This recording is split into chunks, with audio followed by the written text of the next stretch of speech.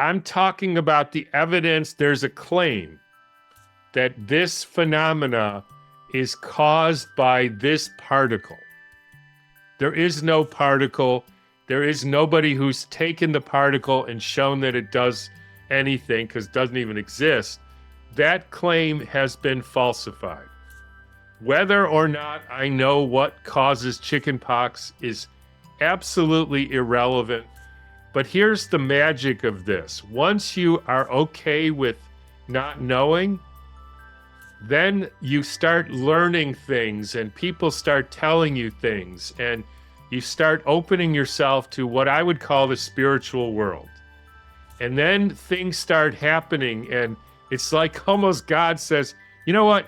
You should look into detoxification.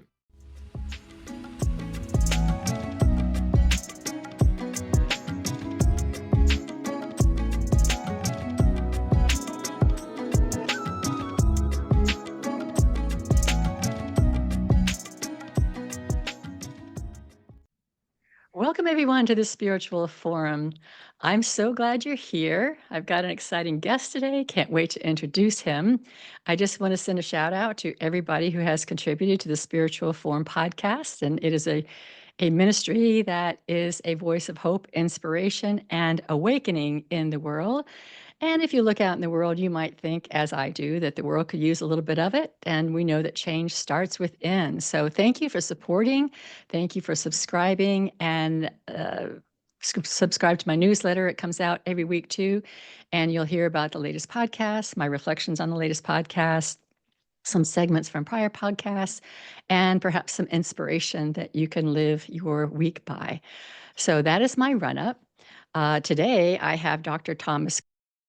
He's a well-known alternative medicine doctor, author, and speaker with a common sense, holistic approach to health and wellness. He's given countless lectures and workshops throughout the U.S. on a variety of subjects in health and medicine, and he's the author of 6 books. Now, recent publications include The Contagion Myth, which he co-authored with Sally Fallon Morell, and Cancer and the New Biology of Water, and Human Heart, Cosmic Heart. Until his recent retirement from active practice, Dr. Cowan had a general medicine practice for 17 years in San Francisco, preceded by 17 years in Peterborough, New Hampshire, and several years at upstate New York. He comes to us from upstate New York now, and we're going to be focusing our conversation on his most recent book, which is called Commonsense Child Rearing. Welcome, Tom. Thanks. And it's actually Cowan, not Cohen, but you can call me Tom. Okay. Tom Cowan. Sorry, I got that wrong. It's okay. I should have rehearsed that one. I will call you Tom, and that'll make it a lot easier. A lot easier. Yeah, a lot easier. So let's just start with a few rapid fire questions so we can get to know you a little bit. Can you just briefly say what your message is to the world? Yeah, investigate what's real and true. I love that. And I love that it's short. And that is a very, very, very important message. Is there any person in your life, either who is past or who is living now, who has been a great influence on you? I would say influence, yes, not a great influence. Okay. I have a current friend. His name is Stefan Lanka, and he has helped me see a lot of things. There's also a guy named Harold Hillman he's dead, but his work has made me think a lot. So I would say those two. Yeah, I've watched Stefan Lanka a great deal too. He's a very, very, very interesting man. Yeah. And this is kind of pivoting to something else. What is something that brings you joy? My the animals that I live with. Okay.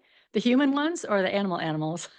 There's one human one, my wife, and I have 4 cats, 4 goats, and currently 2 chickens. And Nice. every morning when we go out to three of the cats come in and out. One, she refuses to come inside. And so one of my greatest joys is if it's like 5 degrees out and I go out to feed Lucy, to just see her alive and well just fills Uh, me with joy. I love that. I do think the animals in our life bring us great joy. I've got three cats are sitting right there and two dogs downstairs. And, even though they're, especially the dogs are trouble a lot. At least one of them is, but, still love them. Something brings you great joy. Yeah. Yeah. Okay, so do you want to just dive into your book? I mean, I'd love to hear your story. I don't know if there's some way you want to kind of tell your story about, how you kind of got to, I mean, you've been a medical doctor and then you kind of went alternative. Is there something you want to share with us about that transition? Well, actually, I never was a conventional medical doctor. Uh, I sort of knew about medicine. I was a good student and all, but I didn't really like it. And I only decided to go to medical school when I realized there was a better way to be a doctor than the conventional way. So my entire career, I've been doing what you would call unconventional or alternative or holistic medicine. I did work as an ER doctor to make money when I was building my practice up, but that was just, you know, like mostly financial. So I never Hmm. had the kind of like I got sick and I couldn't and I healed myself or I had some revelation. I just always knew that there was something absolutely fundamentally wrong with the way that science and medicine, so-called science and medicine and biology is conceived of. And obviously, when I was 23, I didn't really know how to articulate it because I didn't know what was wrong. I just knew this just doesn't make sense. And then have spent my entire life trying to figure out, what's real and what isn't, and how much of modern biology and modern so-called science and modern medicine is based on fact and reality. And it's basically almost zero. What's so interesting is I've awakened recently to that. You know, I I just followed all of it for the longest time. I was raised, you go to the doctor and Yeah. you get your checkup. And I did the same thing with my own girls. We went to the doctor, got the checkup, got the shots, got the everything, convincing them that this is the right thing, this is health. And I I didn't really question it until a few years ago, and then, once you kind of pop out and look at it, it's like, "Whoa." Well, I shouldn't say that. I shouldn't say that. I stopped getting vaccinations back in 2001, so I had already been going, "There's some things I just don't really want to do." But I did raise my girls traditionally, and I wish I hadn't, but it's kind of a funny thing where you start to realize something isn't quite right here. And it's interesting to me that you knew that really early on. Yeah, I mean, I would tell people my oldest child, my daughter, I don't know if I'll get she's, let's say 42. She might be 43, but I Okay. don't think so. So, uh, she was neither vaccinated nor ever went to a pediatrician, nor did I get her a Social Security card because Ooh. I already knew that, the US government is a corporation. And when you sign up for a Social Security card, you're volunteering to be a essentially a member of the corporation. So I'm not new to this game. So that's 43 years ago. And I've just learned more about what all that means since. I used to think that there was specific childhood diseases called measles and mumps and all that. And now I know that's not true. I used to think there were viruses that made people sick or at least existed. And now I know that nobody has ever actually demonstrated that there is even such a thing as a virus. So I couldn't have explained that 20 years ago or 10 years ago. I just knew something was wrong. I used to think the heart pumps the blood around the body, and now I know that's not true. I used to think that genes coded for proteins, that there's such a thing as genetics. And now I know that's not true, that DNA has never even been shown to exist in a living system. It's not a double helix. They made that up. It's basically it's interesting because, of your perspective on it. The problem with modern science is that it starts from the hypothesis, and I want to emphasize that word. It's a guess that all living things are only material. That's what your doctor believes. Now, if you ask him, like I used to in medical school, so, there's nothing besides material substance. So I sometimes would say to I had to do surgery, so I asked this, do you love your wife? Yes. With all your heart? Yes. Can you show me in somebody's heart where love is? It's not there, right? You can dissect it cell by cell, besides the fact that there aren't really cells. But let's forget about that for a minute. There's no such thing as love, right? Yet he believes that his heart is full of love.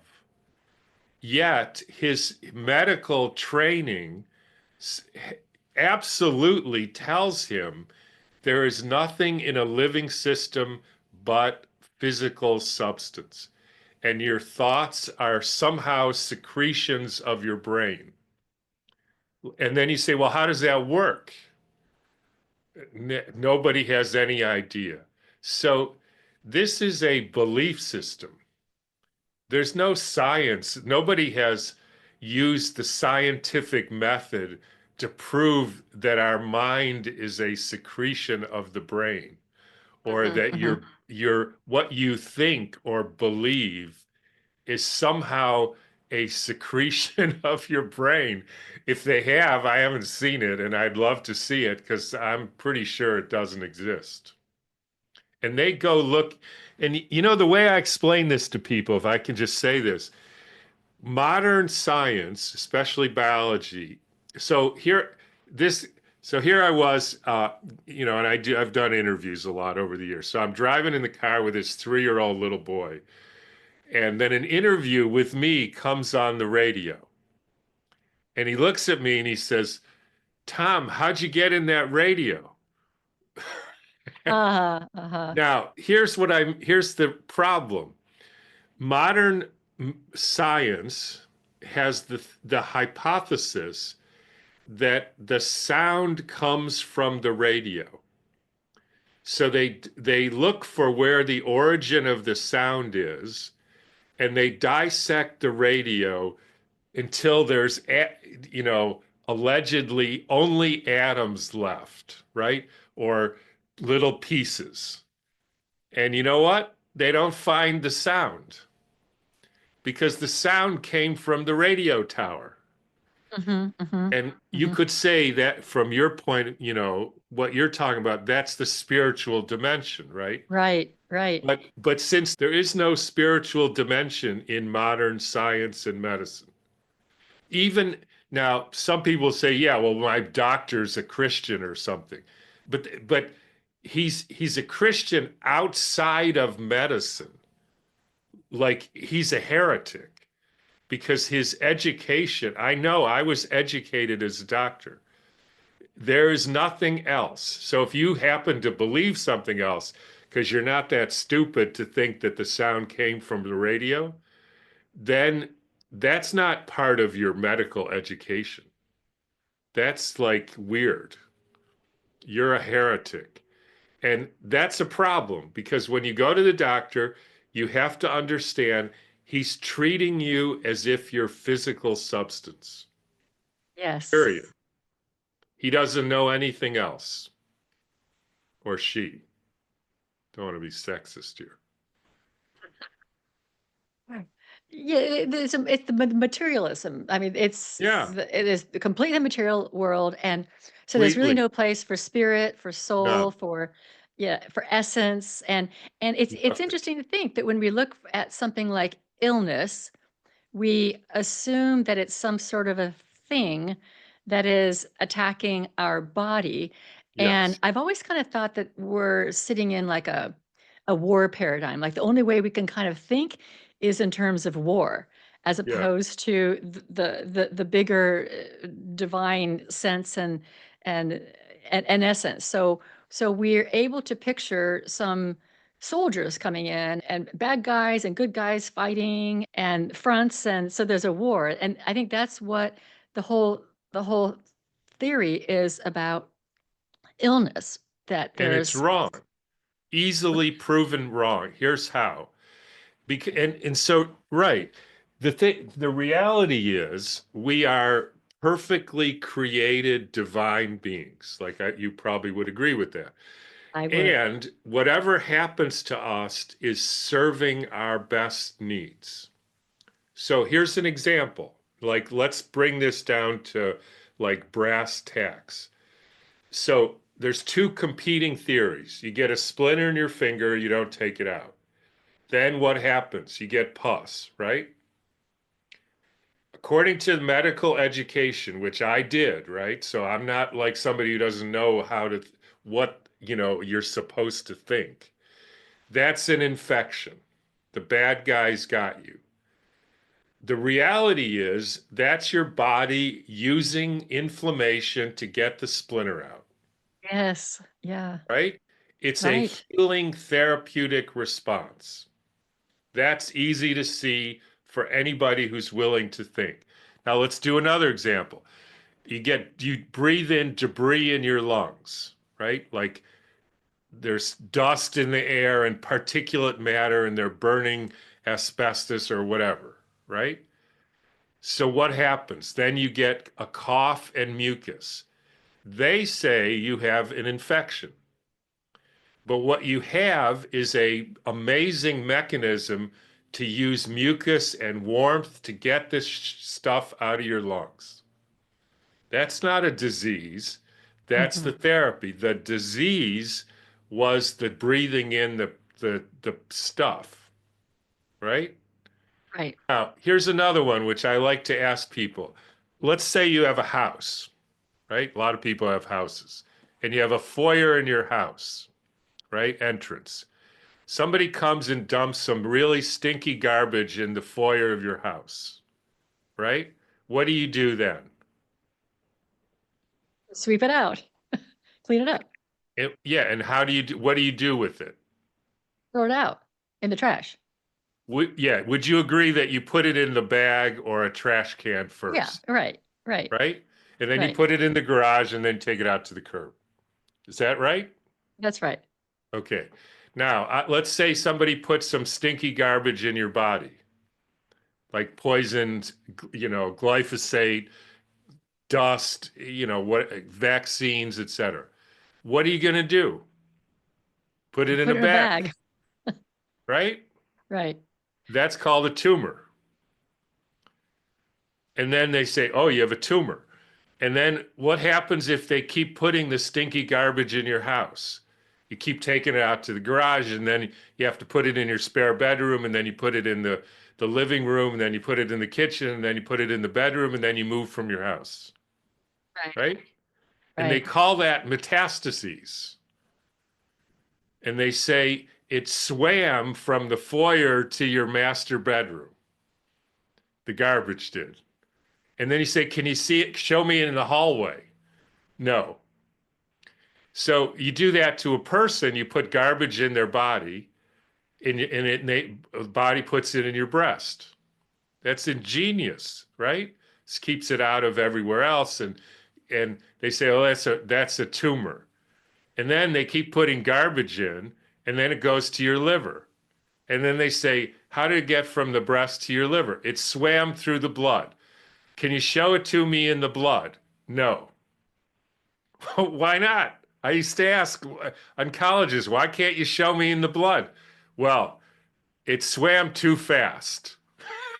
Seriously, like you can't show me one cancer cell in the blood. No, ever.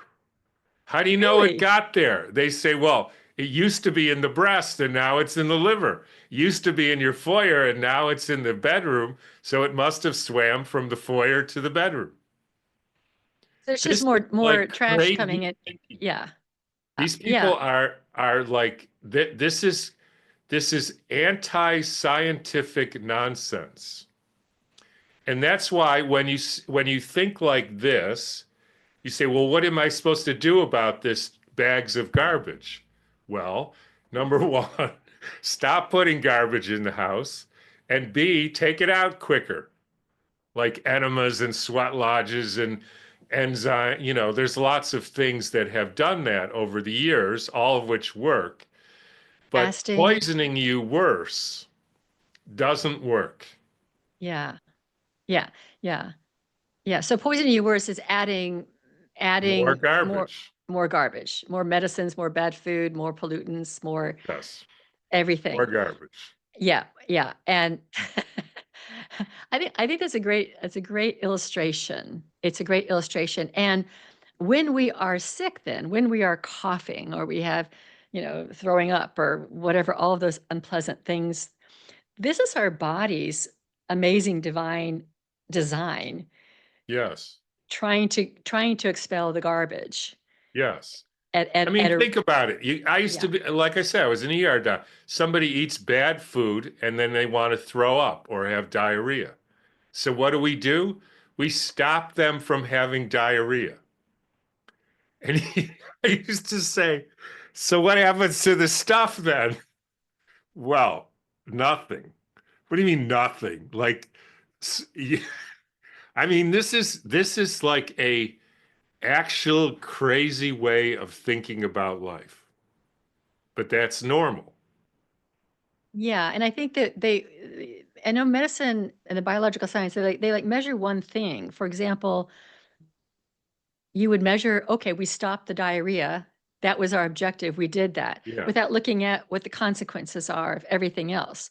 Or right. if there's a certain medicine, it stopped that condition, but we're not measuring all the other conditions it might have caused and all the other adverse events that it might have caused.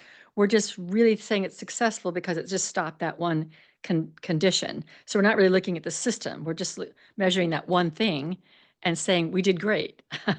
Yeah, and we don't understand, or they don't, why your body would create that symptom in the first place. And I can tell you after 30 or so years of thinking like this, it took me a while to get the hang of it. I can tell you every single disease, even Alzheimer's, so-called dementia, why that is an adaptive response. It's obvious. You put somebody in a nursing home with no friends, nobody to talk to, nothing, and they start living in a make-believe world, right? Because that's a better world than the world they have to live in. And Yeah, they but call sometimes them it starts at demented. home. Yeah, but What? sometimes it starts at home. It doesn't always start in a It starts at home, but there's reasons why that way of thinking seems better to that person than what they have to deal with in their usual life. Okay. So you don't think it's like plaque in the brain or anything like that? I mean, then there's also physical toxins and there's malnutrition and things like that.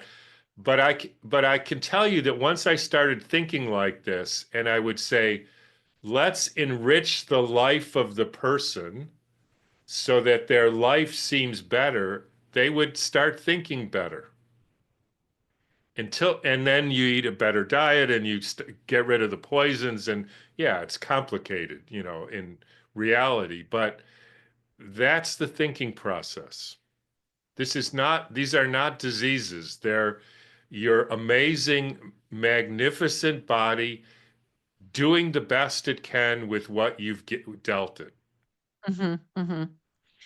Yeah, I do get that. It's like if you have any sense of a greater power or that there is something beyond the physical, and it just seems natural that we aren't created like completely flawed and then so susceptible to, any little thing that happens to us, that our body is an amazing reflection of spirit. I would say it's a reflection of the divine. And I always said that too. If I'm trying to figure out how I want to live out there in the world, go inside and see how your body works, because it's kind of cooperative and it has a way of working together, all the organs and whatnot.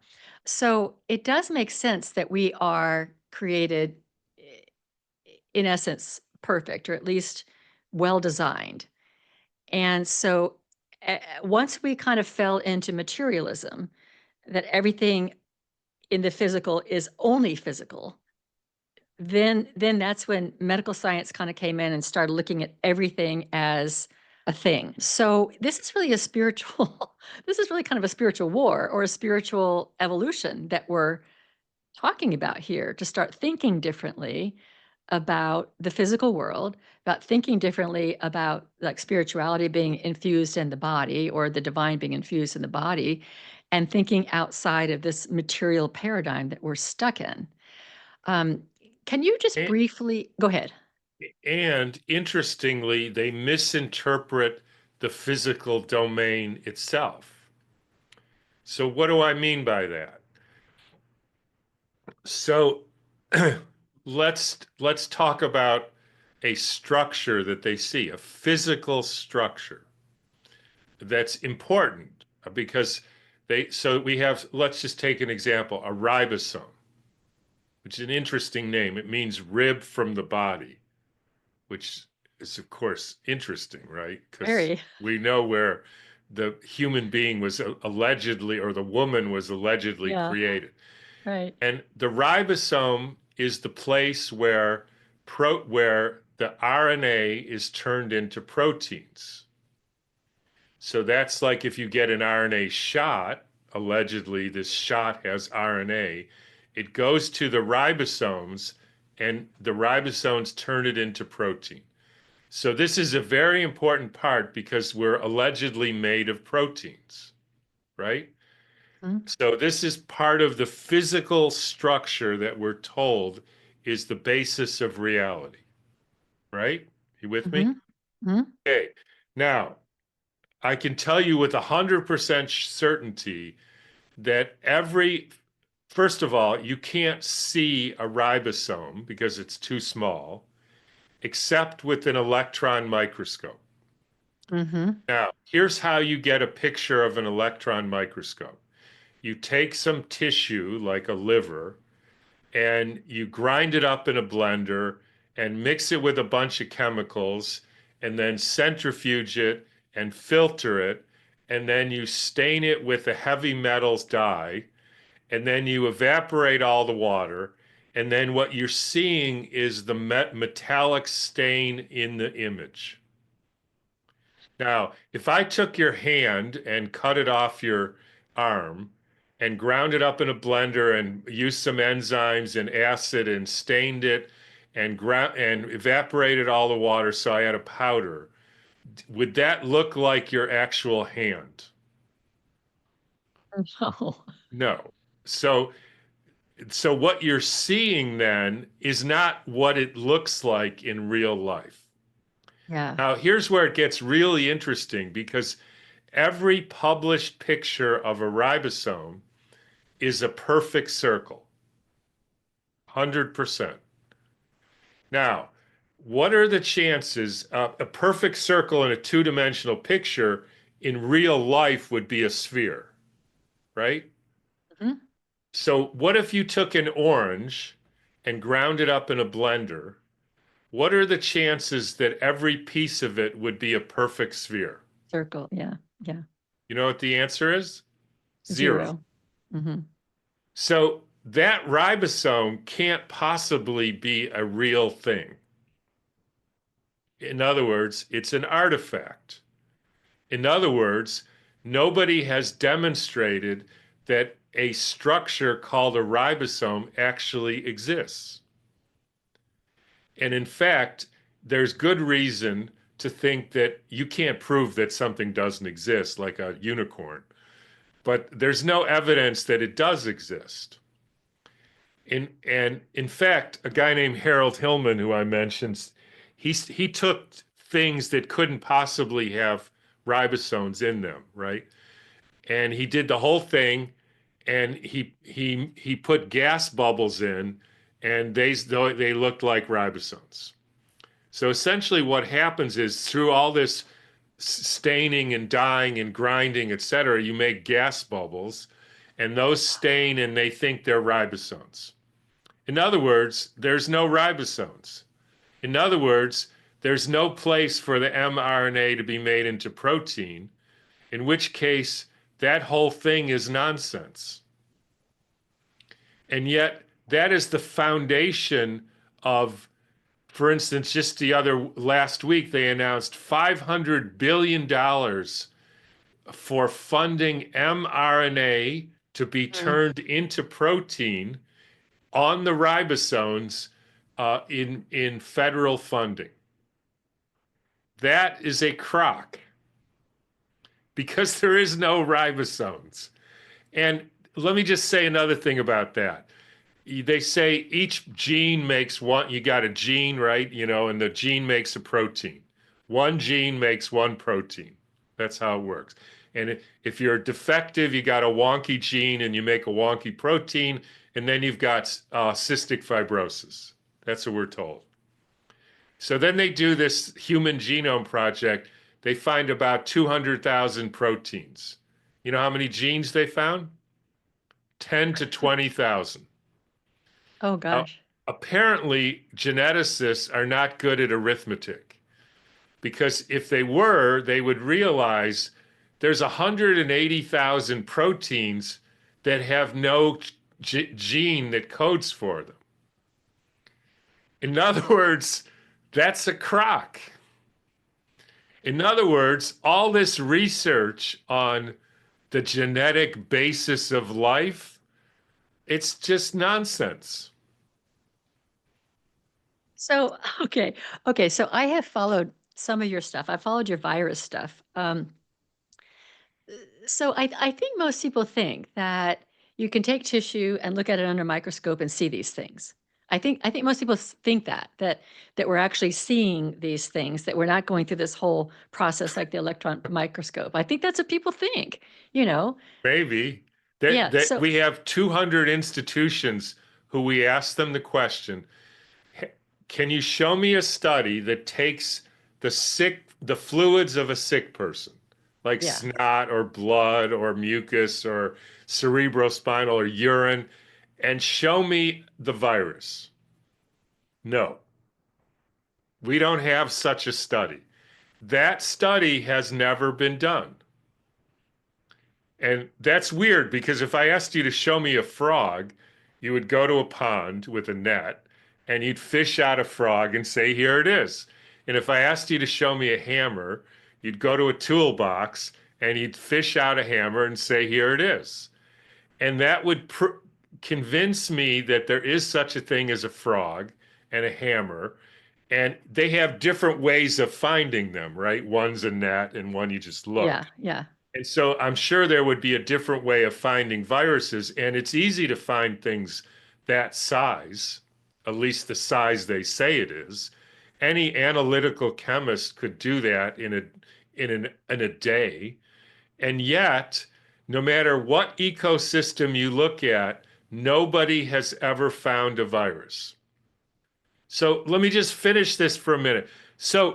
But Tom, they say, there's 10,000 papers in the medical literature saying they found like a polio virus. Let me describe how and I say, okay, what did they do? I don't know. Here's what they did originally for the polio virus. They took a child who died from had paralysis when they died, right? They say they had polio, which is already a problem, but let's just say that. They took their spine, ground it up in a blender, put it in a syringe, injected it into the brain of two monkeys. They didn't look for a virus. They didn't filter it. They didn't centrifuge it. One monkey died and the other got paralyzed. And they said that proves that polio is a contagious disease caused by a virus. And they did that to 100,000 plus monkeys, Oh my gosh. at least. And Oh my then gosh. after 50 years of doing this, somebody had the bright idea of taking a spine of a normal person who didn't have Yeah. polio, right? Just some normal Yeah. person, grinding that up, putting it in a syringe, injecting it into a monkey's brain. You know what happened? Monkey got The monkey died. paralyzed. Yeah. Yeah. And he said, well, What a coincidence. turns out monkeys don't like Don't like that injecting 10 cc's of spinal goop into in their their brains. brains. Oh my gosh. Oh, that's Now we do it awful. by taking the same goop, we put it on growing cells from monkey kidneys, right? So he's killing thousands of monkey kidneys. Put it on, we put in antibiotics that are toxic to kidneys. We take away the food, and if the monkey kidney cells die, we say that proves the existence of the virus. That's called isolation of the virus to this very day. Every single virus, that's how they isolated it. Now, we, meaning my Stefan Lanka and our group, decided to do the same thing, but we didn't add anything from anybody who's sick. We just put the monkey kidney cells and we put the antibiotics, we took away the food, and you know what happened? The cells Same died. thing. Mhm. Proving that every single paper proving the existence of a virus is anti-scientific nonsense. And by the way, for anybody who's interested in vaccinating their child, a live viral vaccine is the broken down kidney cells with all that stuff in it, just purified a little bit and injected into your child. And if you think that's healthy, then you need to read my book because that's crazy. Yeah, I think we are all victims of our upbringing, and we come into this world all fresh and new and close to the divine spark, and we're so excited about life, and then we're conditioned. And so we're conditioned with all of these things about what health is, what medicine is. But also I can see that this would happen in the medical field when people go to medical school, they just they just start from what has been accepted for the last 100 years. Like people aren't naturally asking questions because it's already just it's already been deemed as, proven science. And so that's why people aren't asking questions. Somebody must have found the virus, you think, or they wouldn't be telling me this stuff. Because here's the thing, everybody listening who hasn't heard me or people talking like this is saying to themselves, I know this for sure. Wait a minute. This sounds pretty simple and logical, but he cannot be right because Right. I know my doctor, he's not stupid. There's thousands of these people. They're the smartest people alive that they got the Health and Human Services people, the NIH people. They can't possibly all be wrong. That's what you're saying right now. Right. That's what people Now, are saying, all I sure. can say to you is show me a study where they found the virus because you can't see the virus. Like you don't have you can't sense it, right? You can't smell it or taste it. So you have to do some experiment in order to find it. And that experiment has never been done. The whatever happens at the end of that whole process with the monkey kidney cell, the antibiotics and the, all of that, and then finally they have this thing that they call as a virus, whatever that is, is not something that they can see in the snot or the cough or the sneeze or something like What that. they did, right, they can't find it in the cough Yeah. or the sneeze or the blood or so then once they break it down, then they do an electron microscope and they show you these images. Now, anybody who thinks those, they say, see, there's SARS-CoV-2. So I have what I call my pumpkin challenge test. So Pumpkin is my main cat. He was the first one. And he likes virology. So I taught him to look at electron microscope pictures, and if so I showed him 10 pictures. 5 of them were from broken down kidney cells from before 2000, right? So there's no way they had SARS-CoV-2. And the other 5 were allegedly SARS-CoV-2, the virus that caused COVID, right? You with me? I'm And I with you. said, Pumpkin, which ones are which? And he moves his right paw if it's yes, and he got 6 out of 10 right. That's Now, good for Pumpkin. I will be willing to show it to any virologist and see if they can beat Pumpkin because the pictures are identical. And in fact, there's a huge study was published in Kidney 360 showing these pictures and proving that nobody can tell the pictures the difference between broken down kidney pictures stained with the whole electron and what they're calling SARS-CoV-2. So all they're seeing is it's broken down kidney debris. And then there's one study, the first study of finding SARS-CoV-2 outside of China. It was an Australian guy named Leon Cayley, if anybody looks it up. So he does this and he gets these little pictures. And coronavirus supposedly has spike proteins. So he didn't find the spike proteins. So what he did was he added trypsin, which digests away the outer coating. And then he said, and that allowed us to see the spike protein. Oh my gosh. I read that. I thought it's Oh my like gosh. you take a piece of wood and you say, that looks like a star. You say, no, it doesn't. It just looks like a circle. And then you get a carpenter and he cuts out a star and you say, you see, it looked like a star. I know because you cut it out, like you digested the Yeah. outside, so you see the spikes, and that was the premier paper for SARS-CoV-2 outside of China, and that's what the guy did, and that's called science, and that's what not only the conventional virologists believe. But by the way, all the lab leak and engineered gain of function, it's the same. It's the same hooey because they believe that's those pictures as well, but they think they're engineered in some lab and Fauci did it and whatever. It's the same absolute nonsense. Well, I have about 3 or 4 thoughts going on at the same time. One is, it really is hard to believe that all of society has been hoodwinked for a long, long time, and that reality is so different than. And this is kind of like saying, uh, I I Welcome to the I world. thought I was human, but now I just found out I was a lizard.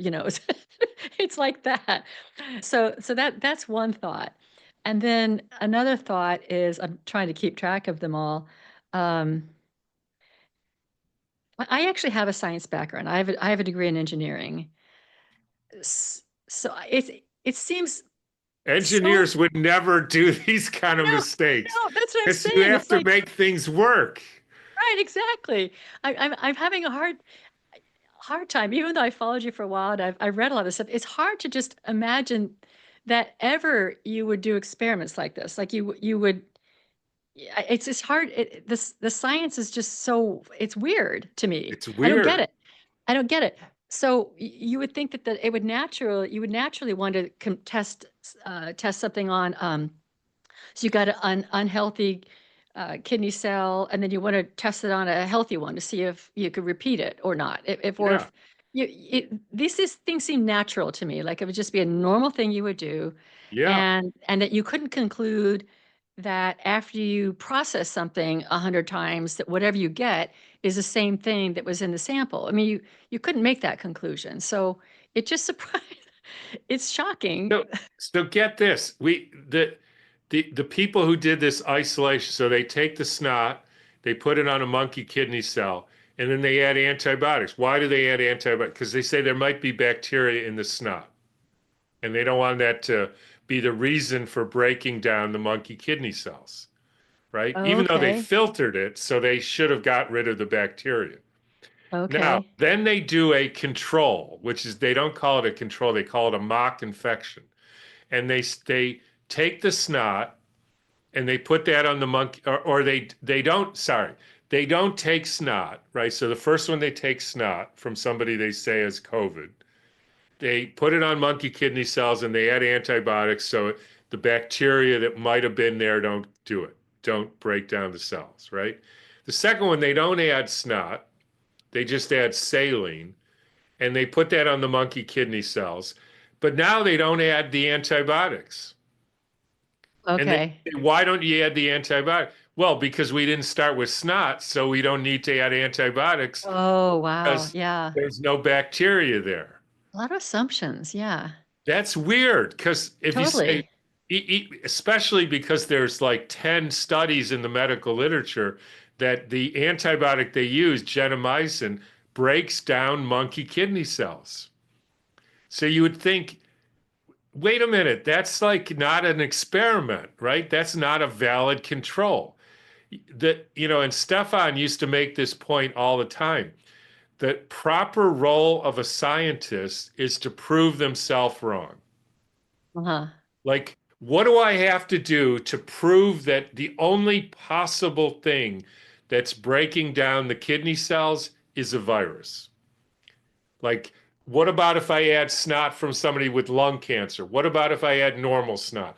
What about if I add RNA from yeast? What about if I double the antibiotics or don't use the antibiotic?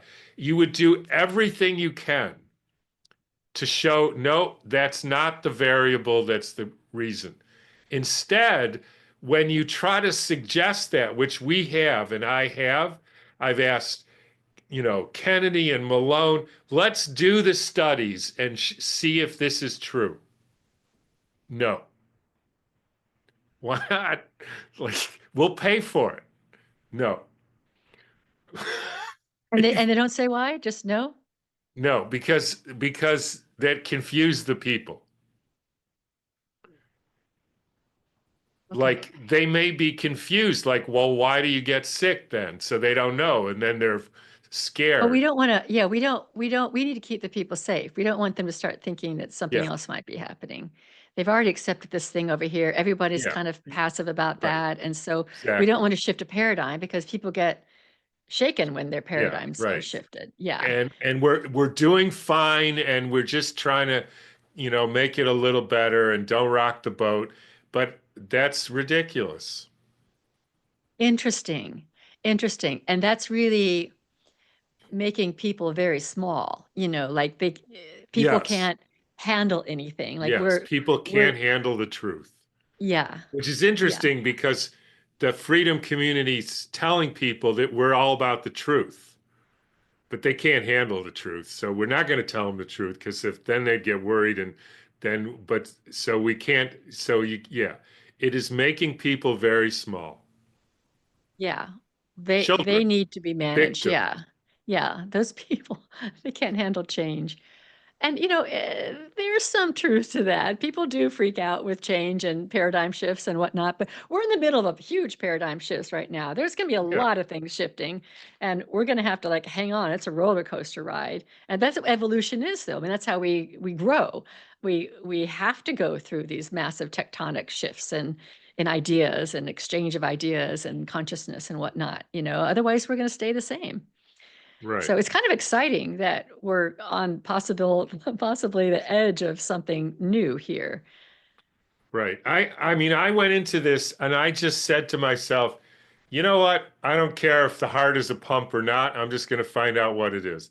I don't care if there's viruses or not. I don't care if bacteria cause disease or not. If they do, I'll deal with it. If they don't, I'll deal with that. What difference does it make? Like, why would I be invested? And by the way, if you want to know whether bacteria cause disease, you show me pure bacteria, you throw it on, spray it on somebody who's not sick, and you see if they get sick. What could be simpler? Yeah. And you know how many studies there are in the medical literature that show that that's how it works? I've seen a few of them. There's a bunch. Zero.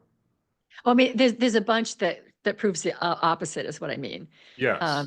That it doesn't happen. Yeah. It doesn't happen. Yeah. There's not a Yeah. single study showing that um, isolated pure bacteria inject, some if they inject it into your brain, that's different. But then you have to do a control, right? If you inject, horse manure in your brain, that doesn't help either. Right, There's right, not a right. single study. It's a disproven hypothesis. So it could be true, but it has not been proven to be true. I And mean, it could be, but they've done it so many times, always yeah, getting the the same. repeatable same result. It's not Yeah. true. So what are antibiotics? Poisons, anti-life, just like it So says. it's an army, isn't it? Like an army going in and kind of destroying all the bacteria? So if you think about it, if you cut down a tree, right, and just leave it there, you get fungus and bacteria living on the tree, digesting the tree, right? Yeah. So if you say, oh, the tree has an infection, so then you douse it with antibiotics and the tree stops rotting, it just sits there, right? That's what Right. happens. Right. So you have something in your tonsils that caused your tonsils to start rotting and breaking down. The bacteria come to help and help digest the tonsils to get rid of the dead and dying tissue. And that hurts and you don't feel good, but it eventually leads to a resolution of the problem. Except if you give them antibiotics, you kill the bacteria, and now you have a rotting, dead tonsil in your mouth. And now, how do I know I'm right? Because I saw this over and over again. Then what would happen is a month later, you'd get the same thing all over again, right? Because you got a dead, rotting tonsil in Yeah, your mouth, right. It's and gonna come then you back. Yeah. bacteria come again, and then Yeah. you give them antibiotics, and then it stops it, but then it comes again, and then you stop it, and then it comes again, and then they take your tonsils out. See, we solved the problem. Your check engine light came on. We smashed the dashboard with a hammer, and your check engine light didn't stop coming on. You're good. Okay. All right. So I think we're going to have to, the other place where people's minds are going to go is Contagion. And so I'd like for you to cover that a little bit. And then I'm really interested in hearing a little bit about Commonsense child rearing and what you're communicating to the world through that.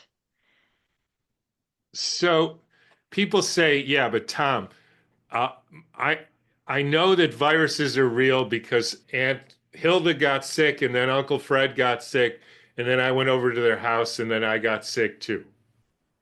Or so and so had measles, whatever that is, and then somebody else got measles sometimes, right? That's what they say. Hmm. Let Hmm. me ask you a question. What do you see in that scenario? I'll answer that. What you see is two or more people at the same time, same place, same symptoms, right? Hmm. Okay. So you Or agree with spaced that? out by time. Sometimes Yeah, it's a a couple little weeks bit, apart. maybe a Yeah. week Yeah. or so. Yeah. Similar time, same symptoms, uh, you know, two or more people. So here's the question. That's what you see. So does that mean the principle is if two or more people or animals get sick at similar time, same symptoms, same time, same place, does that mean there was contagion? Well, it doesn't, but everybody I tell people that think I'm completely nuts. Okay, so here you put 100 rats in your basement, and then somebody puts rat poison down. Next Right. day, 10 rats are dead. They all bleed to death. Yeah. Same symptoms, same time, same place. So, Yeah. according to that principle, rat poison is a contagious illness, Yeah. Right. right? That's Right. ridiculous. No, right. Right. Yeah. So, in other words, you can't tell what happened. You don't know whether that's psychosomatic. You don't know whether that was the wallpaper spewing out arsenic, which used to happen. You don't know whether there's some signaling of a spiritual level. You don't know. You don't know what happened.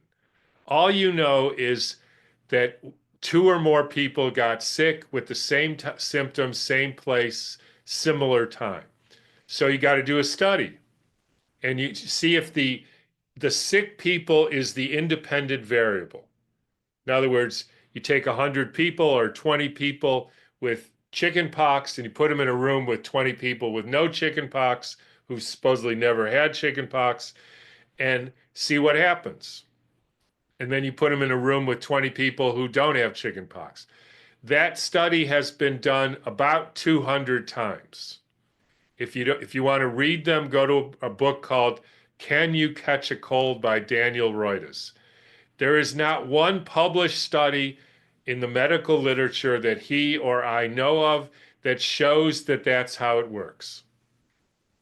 That's so If you interesting. don't believe me, Yeah. I don't want to hear about Aunt Fred or Uncle Bessie or who I or what happened when you got herpes. I want to see a study showing that that's how it works. Because you can't tell just by observing the situation. Yeah. I mean, we're not denying that multiple people are having symptoms in the same space in close at the same time. No one's denying that. It's just that the actual contagion mechanism of Yes. viral particle from me going to you and then doing all this multiplication and then going to somebody else, that has not been seen or proven. It's an assumption or it's a belief.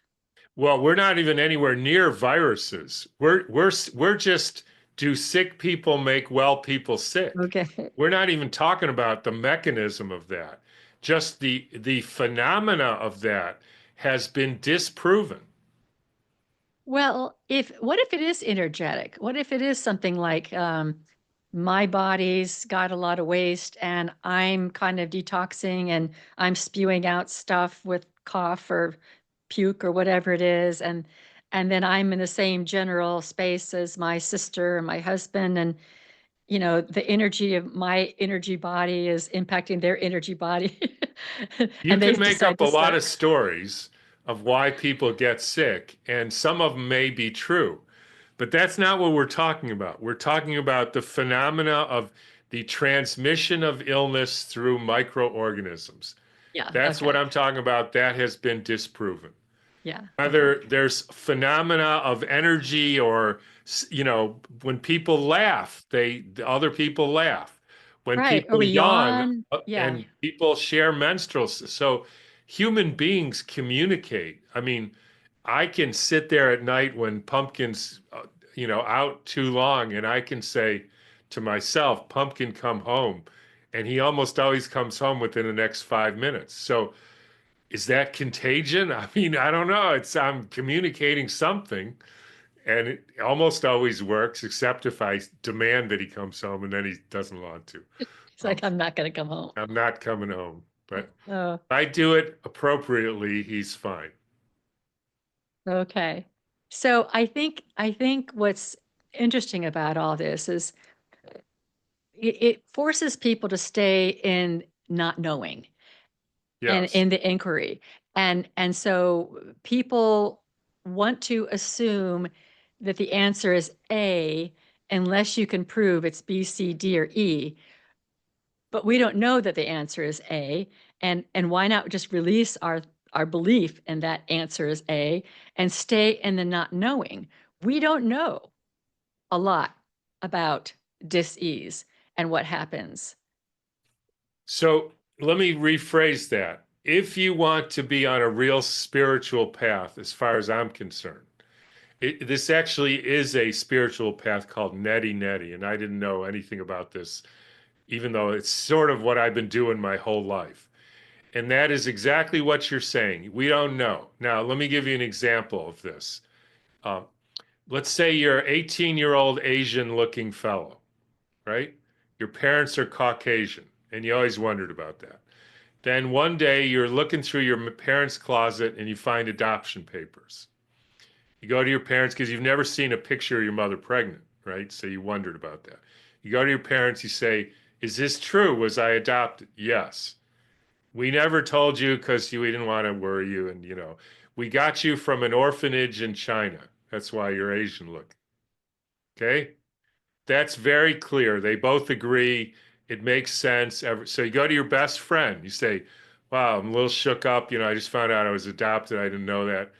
Friend says to you, "So who are your real parents?" Say, "I don't know." He says, "Till you tell me who your real parents are, I don't believe you were adopted." That's That's it. ridiculous, right? Yeah. Yep. That's what people say. I say there's no evidence of a virus called chickenpox virus. Well, what causes chickenpox? Who are your real parents? No, that I'm talking about the evidence. There's a claim that this phenomena is caused by this particle. There is no particle. There is nobody who's taken the particle and shown that it does anything because it doesn't even exist. That claim has been falsified. Whether or not I know what causes chickenpox is absolutely irrelevant. But here's the magic of this. Once you are okay with not knowing, then you start learning things and people start telling you things and you start opening yourself to what I would call the spiritual world.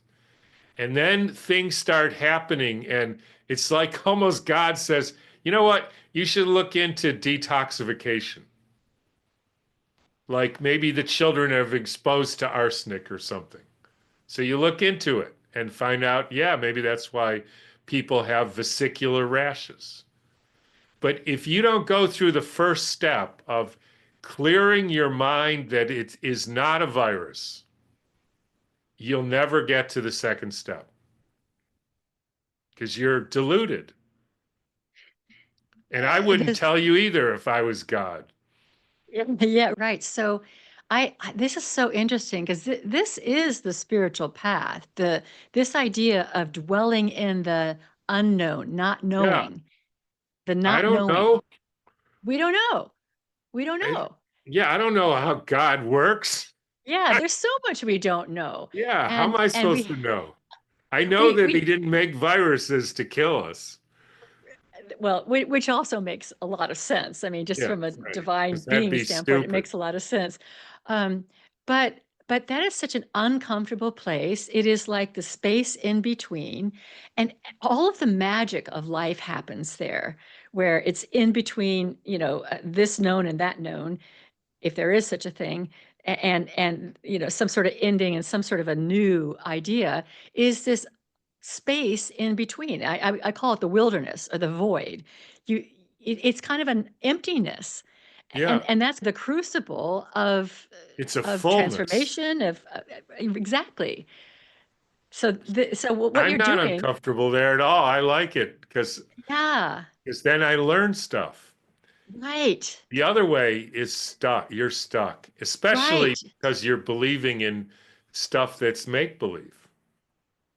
Yeah, and so this is where breakthroughs happen, is when you're able to release from what you think something is. Same thing with people, just in a relationship. I'm in a relationship with somebody, I have already decided who they are, or I see someone on TV or a Yeah. politician or whatever, I've already decided who they are. There's no room for them to be anything other than who I've decided who they are, as long as I'm stuck in that place. And if I could release all of my projections and all of my preconceived notions of that person, then some opening can happen in the relationship, and that person can reveal themselves to be completely different than I thought. Yes. Happens with It's just, everything. yeah, it happens with everything. It happens But with you have everything. to go through that what for most people seems to be really difficult, which is that thing you thought is not right. Right. And this is a really weird programming in our world. People hold on to this one really tight, like Yes. their fists are really Life or clenched. death. Yeah, their fingernails are really digging in. And I don't know why, but the programming is so deep, people cannot open up and even consider maybe there's something else.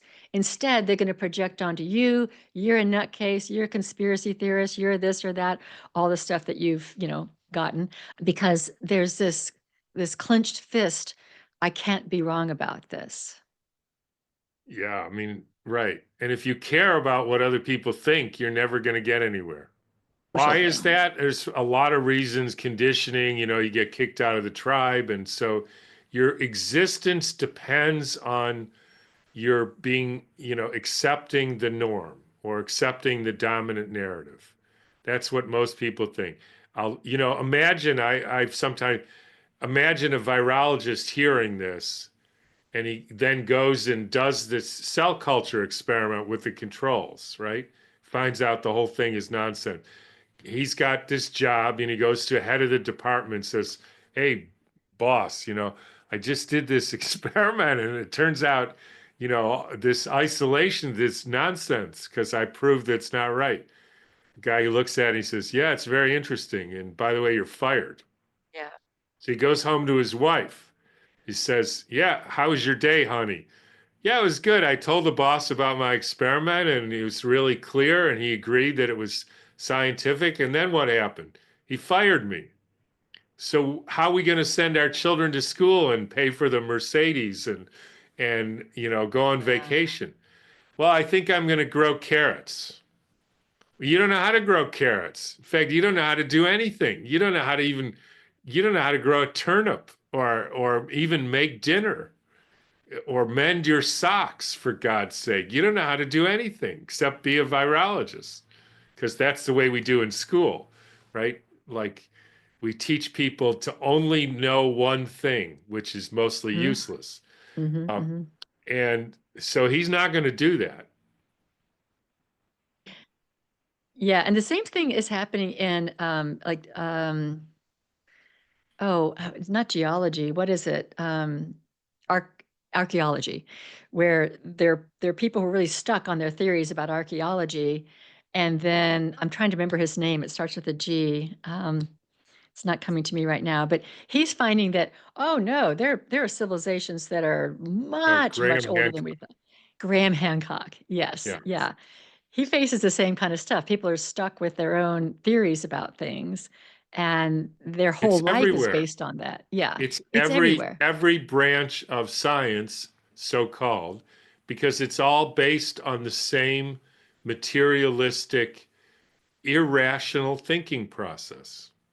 Every branch of science, except things like engineering, which is not actually a science. Yeah, That's like a skill. They're not using the scientific method. They're using basic physical principles to make a bridge. yes. They're not doing experiments, to find out the cause of why, things stay this way or that, right? They don't do that. They use very proven, simple, engineering, physical principles to make stuff. And it Yeah. works. And the equations are fixed. I mean, it's no Right. one's doubting those. No one's doubting as simple as it gets, a 2 plus 2 equals 4. Uh, Right. but yeah, but yeah, it's based on the physical sciences. I love the physical sciences. You Right. can But really it's kind of count on them. totally different. But I know. I mean, I can't believe geology them. is, I yeah, know. geology is messed up. Yeah, it's this is so interesting. Okay. Well, I'd love to hear before we go on. I'm thinking that when you say it's everywhere, then really where we are, I think, is at this juncture where we can either stay kind of in the dark ages or what's accepted. And even if it's wrong, because there's a comfort to that, and because I do need to pay for my Mercedes and my house and my family and all that kind of stuff, and I can't question the conventionality. Or, the other road, the road less traveled, is everything's up for grabs. Like everything's up for grab. Like everything that we thought, maybe except for some of these physical sciences and engineering, even that, who knows? We still don't know what gravity is and things like that. But it's kind of exciting to think that maybe we're on this real precipice of shifting all the paradigms that we're stuck in if we just stay in this not knowing place. Yes, I would agree with that. And that's exciting. That's exciting. If you can get yourself to not be freaked out about it. Well, I think there's a natural freak out about reality isn't what I thought. That's a natural thing to freak out about. And then stay in the I don't have to know what reality is to know that Yeah, it's not what I thought. And right. I'm just It's going to not stay this. here.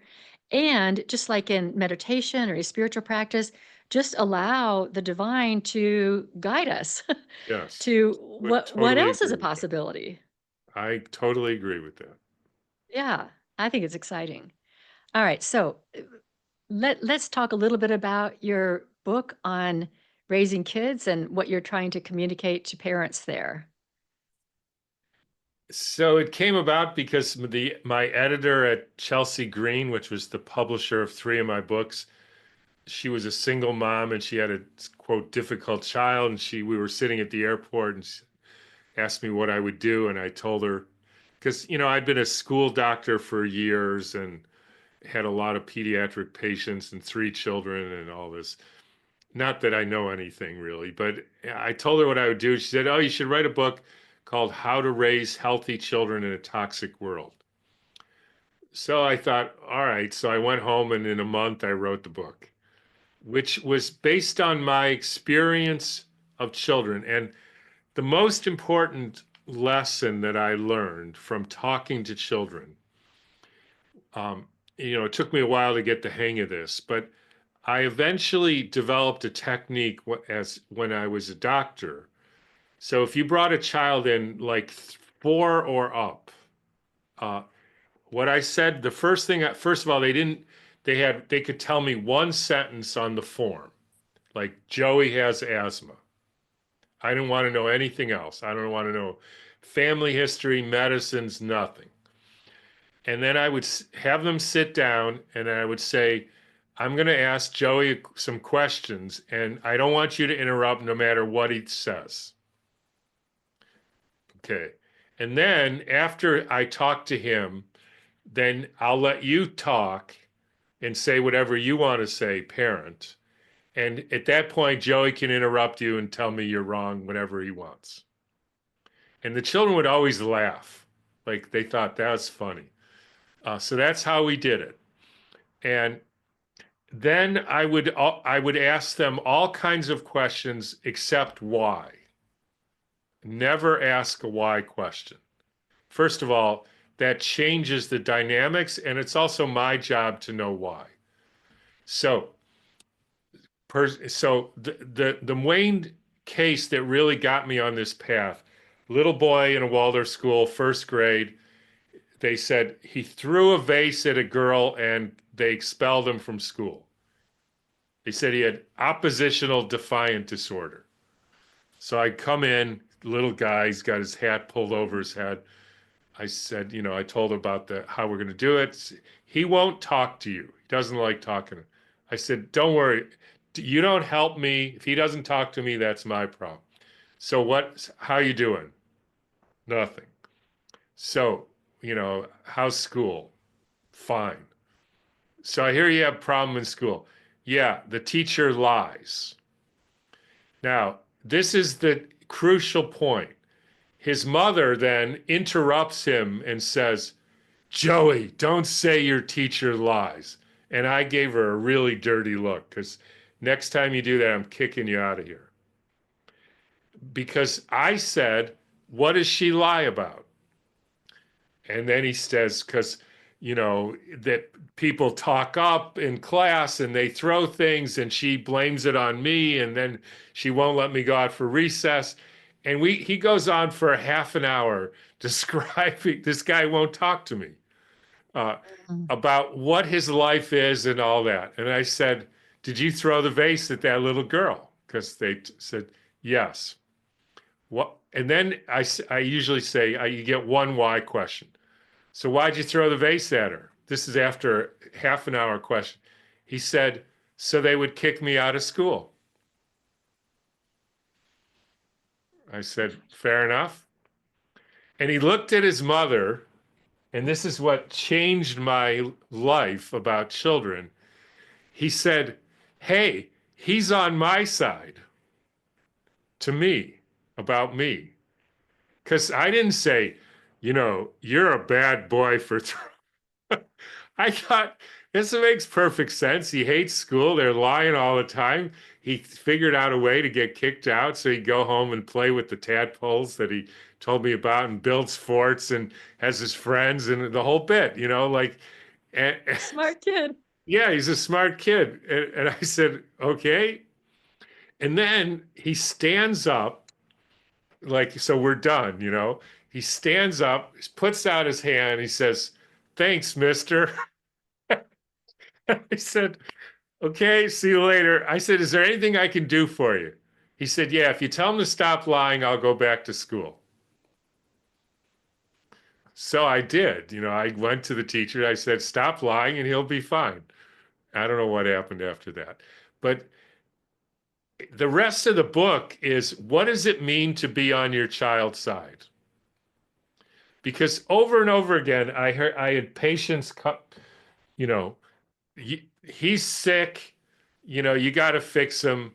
And then in the space of 20-minute visit, they would tell the child, like one time I actually counted 23 times, don't do such and such. Don't play with the books. Don't do the tongue. Don't throw his things on. And they didn't listen once. What? Like, this is crazy. All you're doing is teaching them that when you say something, it's best not Mm-hmm. to listen to you Mm-hmm. because Mm-hmm. you don't know what you're talking about. And they don't listen to you anyways. And I just thought there's got to be a better way than this. And so I started working with children like that, and I would just listen and they would tell me the story. And they didn't do things like that with me then because I didn't tell them no.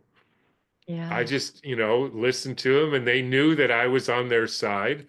And the whole dynamic changed.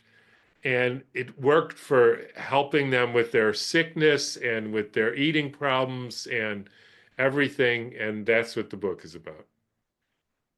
Very interesting. Very interesting. You're just holding space for the child.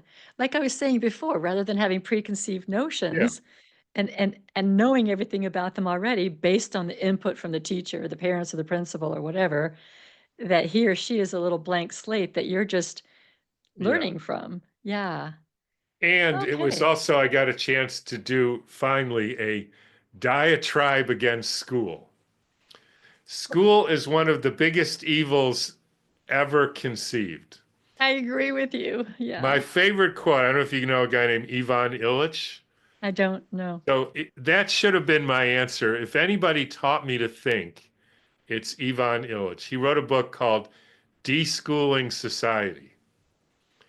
And he talked about if you go to a culture, place that has school, they're going to be messed up, especially mandatory school. And there's a whole lot of quotes in the book, but one of them, which I'll paraphrase it, he says, school is the place where the people who do well in school get the dubious privilege of being able to consume more school until they've consumed so much school that the only people left they can talk to are the people who've consumed a similar amount of school. That's what it's a virologist. they've consumed so much school that the only people they can talk to that are other virologists or people like me who have learned to speak virology, uh, they don't like talking to us. But No. they can, and the politicians and the engineers and and the problem with school is what's called a radical monopoly, which is even if you don't go to school, it affects everything because they confiscate your prop. Like, let me ask you this. Have you ever gone over to your neighbor's house and said, Fred, I saw you just built a deck, so you need to give me $1,000 a year so I can send my child to school. And if you don't do it, I'm going to put your ass in a cage. You ever done that? Well, through the government, we do it. Yeah. Or I'm going to get 20 of my friends and we're going to come to your house. We say, Fred, you just built this deck. Your house is worth more. You need to give us $1,000 a month so we can send our children to school. And if you don't, we're putting your ass in a cage. Right? Yeah, right. But Well, we do it all the taxation. time. Yeah, we do it. Taxation's a whole nother topic. It's insane. Yeah. And people think, oh, that's normal because like Yeah. that's how you do it. Now, so you do that, you steal people's money in order to send them to these indoctrination camps. Or you threaten them. You threaten You them because threaten if them, they don't, yeah, you don't give them money, they'll lose their house or they'll lose, they'll go to jail or something like that. Yeah. right? And then if you don't do well in school, then you're a bum, right? And then you're going to be a homeless person, snorting crack on the street, and we can't have that. So it's like I did this whole thing in the book on teaching tolerance in public schools, right?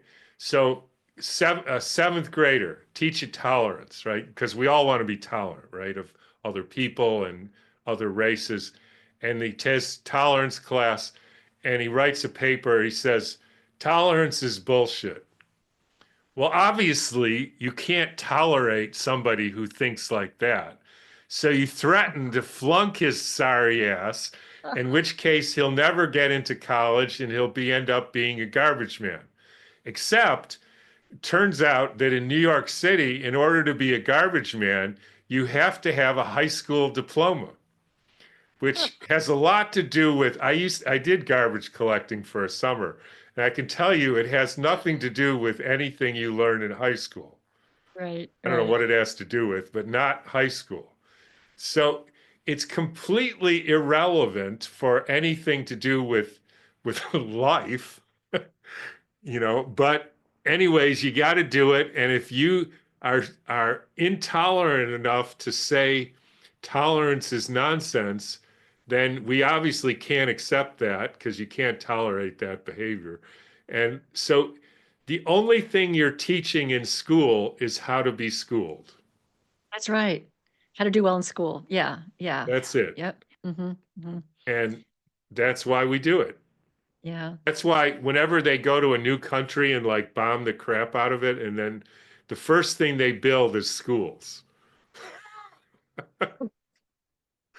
right? Afghanistan, they bomb the hell out of it. It's a rubble. Yeah. And the first thing they do is they build schools because any people who go to school are compliant. Well, it teaches you compliance to authority. It teaches you That's the that. purpose of school. Yeah.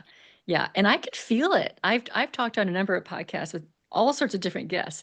I can feel it that's what I was taught in school. Now, when That's I what when I started my career as an engineer, I had much more rebelliousness come out than I ever did in school because I was one that did well in school. I knew how to do school. yeah, I didn't right, know how to do learning, but I knew how to do school, right. And I resent that. I really resent that. It's something I've really got to work through to release that because I feel that was such an injustice done to Yeah. me personally and everybody else that I was indoctrinated into this authority system. And And who would I be if I wasn't put into that system? I don't know what quote education will look like otherwise, but Illich had a whole system of how it looks like. But the reality is, before school, an 18-year-old typical person, like boy, could build their house, sew their clothes, grow their food, make transportation, hunt, fish, protect their family, and a whole lot of other things. they couldn't do code. They couldn't do, Now they can do virology and social media, and that's called progress. Yeah, and we haven't been taught either, like how to critically think, like how to stay in the space of unknowing and to explore, and how to, like we talk about the independent and dependent variables and look at life that way. We haven't been taught to identify our biases and just the ways that we can actually become really, really productive human beings. We haven't been taught any of that. So everything's just kind of this mush. Well, the problem now is if you said, okay, let's start teaching critical thinking, like you hear that, Yeah. there, are you kidding? Like the public school teachers are going to teach critical thinking? Well, they'll redefine it to mean They something have else. no clue what Yeah. critical No. thinking. No. There's no way. So we're in a deep hole here. Yeah. You have to, there, to me, you have to blow up the whole system. Yeah. Just get rid of it. And so in the book, I describe why and how this came about and how to organize a child's life without that system. Okay, great. All right. All right. And it's out now, right? It is out now. It's out now. Okay. All right. Well, we'll have links to that because that sounds really, really intriguing. I did not get a copy of the book before this, but it sounds really intriguing. It's not what I expected, but that's really very it's needed in these times. So Yes, good. very appropriately timed. Yeah. All right. Well, Dr. Tom Cowan, do you have any last words before we close? I don't know. It's been fun. I think it's, I think we're on mostly the same page here, so that's good. Yeah, mostly the same page. And I don't think everybody has to be on the same page. No, everybody doesn't have to be on the same page. No, but to be able to have the space of not knowing, like Yeah, I didn't know what you were going to come in and talk about, and I'm really open to these yeah, things, that's and to right. stay in that space. I think that's where relationships get That's really why it enriched. works. Yeah, Yeah, that's why it works. Yeah, yeah. yeah. Okay. Well, thank you so much. This was really delightful. Okay, And last word. Everybody go out and buy the book because I actually think this book, in some ways, it's more accessible because it's stories than some of my more kind of sciency books. Like there's not a lot of references and stuff. And I'm really hoping to like some of them it would be hard to go on mainstream stuff with. But I think I can talk about this in any forum, and that's what I'm hoping happens because we are in a desperate situation right now, and particularly the children in this country. And I don't think make America healthy again is the way to go. That's not the strategy that's going to work. We need to reorient ourselves into the way our whole society is structured. Mhm. And I give the reasons why I think that and how to navigate a strategy out of it. Okay. And I think that using story, I think that's the best way Yeah. for people to learn. So I'm sure the story using that you do is very, very effective. And I think all of your analogies are really, really effective. You're just really good at making analogies where, that makes sense. So Yeah. I look forward to checking the book out too. So thank you, Okay. Tom. Yeah. All You. right. So I'm going to close. Everybody, thank you for joining in and keep your mind open. And I now close the spiritual forum.